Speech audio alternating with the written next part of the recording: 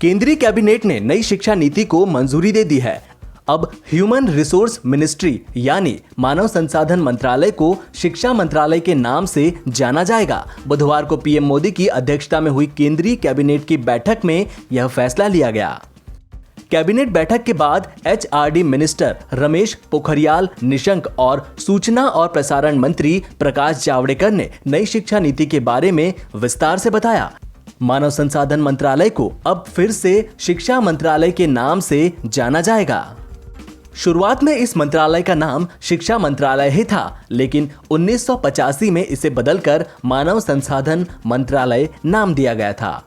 नई शिक्षा नीति के मसौदे में इसे फिर से शिक्षा मंत्रालय नाम देने का सुझाव दिया गया था। जावड़ेकर ने नई शिक्षा नीति को ऐतिहासिक बताया। वहीं रमेश पोखरियाल निशंक ने कहा कि नई शिक्षा नीति के बाद भारत ज्ञान की महाशक्ति बनकर उभरेगा। उन्होंने कहा कि नई शिक्षा नीति को व्यापक विचार विमर्श के बाद तैयार किया गया है।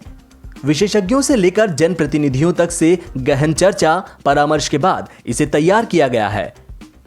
उन्होंने कहा कि 2.25 लाख सुझाव आए थे। उच्च शिक्षा और स्कूली शिक्षा के लिए अलग अलग टीमें बनाई गई थी। देश की मौजूदा शिक्षा नीति को 1986 में तैयार किया गया था। 1992 में उसमें सुधार किया गया था। बीजेपी ने 2014 के लोकसभा चुनाव के दौरान ही नई शिक्षा नीति को अपने चुनाव घोषणा पत्र का हिस्सा बनाया था।